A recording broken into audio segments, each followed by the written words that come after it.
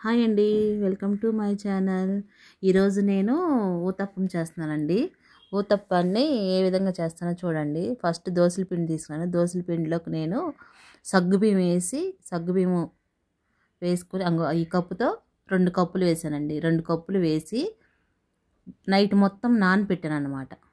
ఈ కప్పుతో 2 కప్పులు వేసి నైట్ మొత్తం నానపెట్టుకుని ఉంచాను. నైట్ మొత్తం ఉంచి నేను దోశలు వేస్తాను అనమాట. ఊతప్పం వేస్తున్నాను. ఊతప్పంలోకి నేను చూడండి ఇట్లా మెత్తగా అవ్వాలి. దీంట్లోకి బియ్యం పిండి కానీ అట్లా ఏం వేసుకొని అవసరం లేదండి. వాటర్ కూడా యాడ్ చేసుకొని అవసరం లేదు. అలా సగ్గుబియ్యం అనేది మెత్తగా అయిపోవాలి. నైట్ మొత్తం నానబెడితే అలా సగ్గుబియ్యం మెత్తగా అవుతుంది అనమాట. దాన్ని మనం 2 సార్లు 3 సార్లు అలా కలుపుకోవాలన్నమాట. మొత్తం కలుపుకొని దాంట్లోకి నేను 2 క్యారెట్లు తురిమి పెట్టుకున్నానండి. 2 క్యారెట్లు వేస్తున్నాను. క్యారెట్ చాలా మంచిది కదండి హెల్త్కి, అందుకని క్యారెట్ ఎక్కువ తీసుకున్నాను. 2 ఆనియన్స్ కొంచెం లడ్డుగానే కట్ చేసి వేసుకుంటున్నాను. చూడండి కొంచెం లడ్డుగానే కట్ చేసి వేసాను.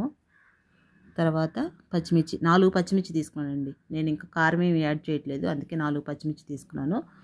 4 పచ్చిమిర్చి తీసుకుని ఒక గుప్పుడు కరివేపాకు సన్నగా తరుక్కున్నాను అనమాట. సన్నగా కట్ చేసుకుని వేస్తున్నాను తరిగి. దీన్ని మొత్తం ఒక 1/2 స్పూను పసుపు వేసి మొత్తం ఇట్లా కలుపుకుంటున్నానండి.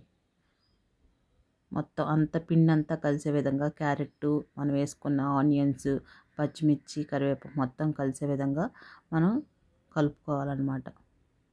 వాటర్ ఏమి యాడ్ చేయట్లేదండి. మీకు గట్టిగా అనిపిస్తే కనుక వాటర్ యాడ్ చేసుకోండి. మళ్ళీ గట్టిగా అనిపించి వాటర్ వేసిన తర్వాత మళ్ళీ లూజ్ అయితే కొంచెం బియ్యం పిండి కలుపుకోవచ్చు. కానీ నేను వాటర్ యాడ్ చేయలేదు, ఏం యాడ్ చేయలేదు. ఈ క్యారెట్లో వచ్చిన వాటర్తోనే సరిపోయింది నాకు. కొంచెం ఇది గట్టిగానే ఉండాలండి పిండి. ఇదిగోండి కడాయి పెట్టుకుని ఆయిల్ వేస్తున్నానండి. 1 స్పూన్ ఆయిల్ వేసుకుని 2 గంటలు పిండి వేసుకున్నామండి.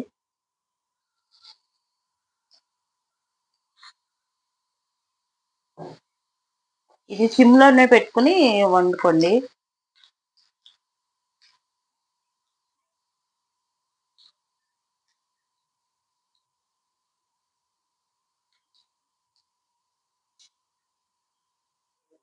ఓకేనా? ఇట్లా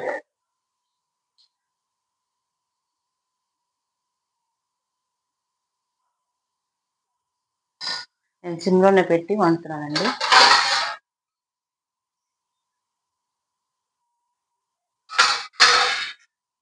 పైన కొంచెం ఒక చిన్న డ్రాప్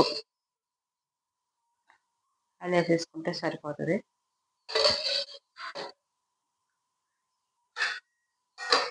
మూత పెట్టేసుకుని ఇదిగోండి మన దోశ రెడీ అయిపోయింది.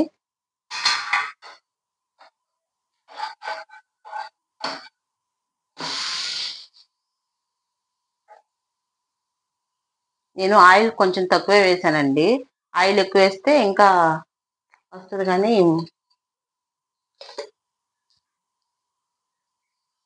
ఇట్లా మళ్ళీ తిరగ తిప్పుకుని మళ్ళీ వేసుకోవచ్చు ఆయిల్.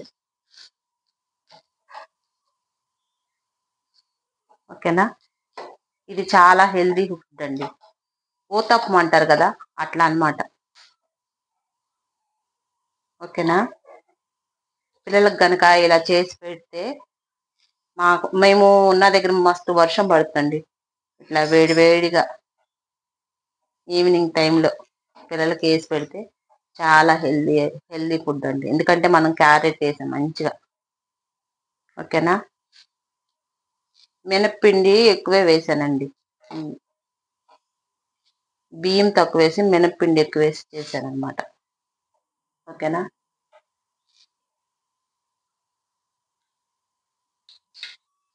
అన్నీ ఈ విధంగా వేసుకుని తింటూ ఎంజాయ్ చేయండి. దీంట్లోకి ఇంకా చట్నీ కూడా అవసరం లేదండి, ఎందుకంటే మనం పచ్చిమిర్చి వేసాం కదా, ఆ కారమే సరిపోతుంది. ఓకేనా? మళ్ళీ ఇదే పిండితో నేను చిన్న బోండాలు వేస్తాను, చూసేసేయండి. దోశలు ఈ విధంగా వచ్చినాయి కదా, మనకు బోండాలు కూడా అట్లనే చిన్న బోండాలు చాలా బాగుంటాయండి. చల్ల పునుగులు అంటారు కదా, అవన్నమాట. ఇదిగోండి బాండీ పెట్టేసుకుని ఆయిల్ పోసేసుకుని వేసేస్తున్నాను.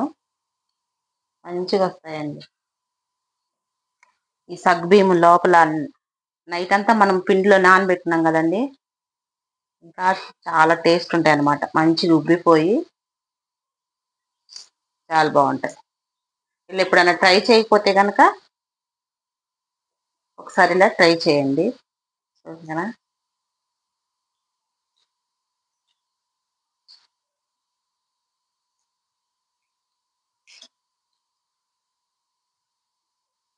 ఎప్పుడన్నా ఒకసారే కదండి ఆయిల్ ఫుడ్, చక్కగా తింటూ ఎంజాయ్ చేయొచ్చు.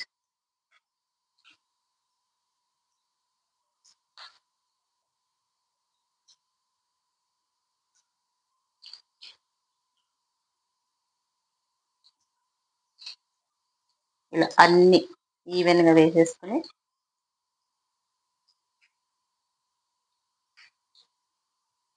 పెద్ద పెద్దగా వేస్తే ఏంటంటే మళ్ళీ లోపల బాయిల్ అవుతాయో లేదా అని అనుకుంటాం. అందుకే చిన్న చిన్నగా వేస్తున్నాను.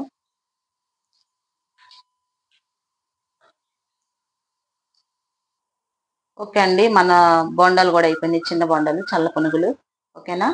ఇట్లా దోశలు వేసుకోవచ్చు, ఊతప్పం లాగా బొండాలు చేసుకోవచ్చు అనమాట నేను చేసిన పిండితో. ఓకేనా? Thank you for watching. మీరు కూడా ఇలా చేసుకుని తింటూ ఎంజాయ్ చేయండి. Thank you for watching. Like చేయండి, షేర్ చేయండి, మన ఛానల్ని సబ్స్క్రైబ్ చేయండి.